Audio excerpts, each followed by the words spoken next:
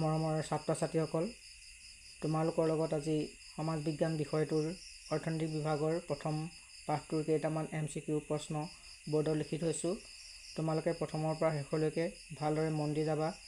যিহেতু আজিকালি HSLC পৰীক্ষাত MCQ টাইপৰ প্ৰশ্ন 45 নম্বৰ আহে, গতিকে আমি শুদ্ধ অপশ্যনটো বাছি উলিয়াবলৈ এনেধৰণৰ প্ৰশ্নবিলাক মাজে সময়ে প্ৰেক্টিছ কৰাটো অতিকৈ প্ৰয়োজন আছে। এতিয়া তোমালোকে বৰ্ডলৈ মন কৰা। বৰ্ডত কি লিখা আছে চোৱা। প্ৰথমতে শুদ্ধ উত্তৰটো বাছি উলিয়া। আমাৰ প্ৰতিটো প্ৰশ্নতে 4টাকৈ অপশ্যন আছে। সেই 4টা অপশ্যনৰ ভিতৰত আমি শুদ্ধ অপশ্যনটো বাছি উলিয়াব লাগে। আমাৰ প্ৰথম কুৱেশ্যন নাম্বাৰ দিছে কি, ভাৰতবৰ্ষৰ প্ৰথমটো বেংক কেতিয়া স্থাপন হৈছিল? এতিয়া আমাৰ ভাৰতবৰ্ষৰ প্ৰথমটো বেংক কেতিয়া স্থাপন হৈছিলে? এ অপশ্যনত লিখা আছে 1656 চনত, বি অপশ্যনত দিয়া আছে 1670 চনত, আৰু চি অপশ্যনত দিয়া আছে 1770 চনত, আৰু ডি অপশ্যনত দিয়া আছে 1774 চনত। এতিয়া আমি কোন চনত আমাৰ ভাৰতবৰ্ষৰ প্ৰথমটো বেংক স্থাপন হৈছিলে সেয়া শুদ্ধটো বাছি উলিয়াব লাগে। আমি 1770 চনত ভাৰতবৰ্ষৰ প্ৰথমটো বেংক স্থাপন হৈছিল বুলি আমি পাঠ্যপুথিটো পাইছোঁ, আৰু এই কথাটো তোমালোকে ভালদৰে মনত থবা। এবাৰ কুৱেশ্যন নম্বৰ 2 মন কৰা।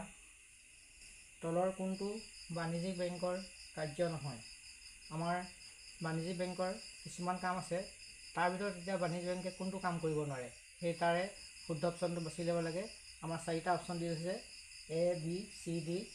এত উল্লেখ আছে কাগজী মুদ্ৰা ছপা কৰা, বিত আছে সঞ্চয় সংগ্ৰহ কৰা, চিত আছে ঋণ মুদ্ৰা সৃষ্টি কৰা, আৰু ডিত আছে ঋণৰ যোগান ধৰা। নিশ্চয় বুজি পাইছা। এতিয়া চোৱা, বাণিজ্য বেংকে কৰিব নোৱাৰা কাৰ্য বা কামটো হৈছে কি, আমি শুদ্ধটো বাছি ল'ব লাগে। এতিয়া আমি চালোঁ যে কেৱল কাগজী মুদ্ৰা ছপা কৰাত কোন বেংকৰ অধিকাৰ আছে? কেন্দ্ৰীয় বেংকৰ, নহয় জানো? গতিকে আমি বাণিজ্য বেংকে কাগজী মুদ্ৰা ছপা কৰিবলৈ নোৱাৰে। গতিকে আমি শুদ্ধ অপশ্যনটো কাগজী মুদ্ৰা ছপা কৰাটো হৈছে কি, বাণিজ্য বেংকৰ কাৰ্য নহয়।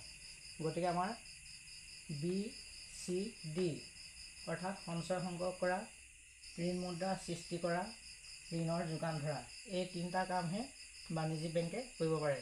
কাগজী মুদ্ৰা ছপা কৰিব নোৱাৰে। ই কেৱল কেন্দ্ৰীয় বেংকেহে কাগজী মুদ্ৰা ছপা কৰে। আমাৰ গতিকে শুদ্ধ উত্তৰটো হৈছে A। নিশ্চয় বুজি পালা।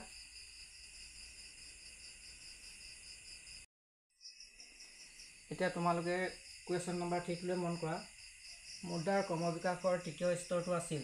আমাক প্ৰশ্নটো কি সুধিছে? মুদ্ৰাৰ ক্ৰমবিকাশৰ তৃতীয় স্তৰটো আছিল। আমাৰ এত উল্লেখ আছে জন্তুমান, বিত আছে বিনিময় প্ৰথা, চিত আছে অমুদ্ৰিত ধাতু মুদ্ৰা, আৰু ডিত উল্লেখ আছে ধাতু মুদ্ৰা। এতিয়া আমাৰ প্ৰশ্নটোৰ মতে তৃতীয় স্তৰটো বাছি উলিয়াবলৈ আছে মুদ্ৰাৰ ক্ৰমবিকাশৰ। আমি পাঠ্যপুথিত পাৰিছোঁ প্ৰথম আমাৰ কি আছিলে? বিনিময় প্ৰথা। তাৰপিছতে আমি জন্তু মুদ্ৰা বুলি পাৰিছোঁ। তাৰপিছতে আমাৰ অমুদ্ৰিত ধাতু মুদ্ৰা, তাৰপিছতে ধাতু মুদ্ৰা, একেবাৰে শেষত কি মুদ্ৰা? কাগজী মুদ্ৰা, নহয় জানো? এতিয়া আমাৰ তৃতীয় স্তৰটো বাছি উলিয়াব লাগে মুদ্ৰা ক্ৰমবিকাশৰ। আমাৰ শুদ্ধ অপশ্যনটো হ'ব চি, অমুদ্ৰিত ধাতু মুদ্ৰা। তোমালোকে মন দি গৈছা নহয় নিশ্চয়। এতিয়া চোৱা, এবাৰ কুৱেশ্যন নম্বৰ 4টো চোৱা। বেংক শব্দটো ইটালীত তলত দিয়া কোনটো শব্দত ব্যৱহাৰ হৈছিল? আমাৰ প্ৰশ্ন কৰিছে বেংক শব্দটো ইটালীত তলত দিয়া কোনটো শব্দত ব্যৱহাৰ হৈছিল? এ অপশ্যনত দিয়া আছে মণ্টে, বিত আছে বেংক, চিত আছে বেংকি, আৰু ডিত আছে বেংকো। এতিয়া আমি শুদ্ধ উত্তৰটো বাছি ল'বলৈ কৈছে বেংক শব্দটো ইটালীত কোনটো শব্দ ব্যৱহাৰ হৈছিল? আমাৰ শুদ্ধ উত্তৰ হ'ব ডি, বেংকো। নিশ্চয় বুজি পালা।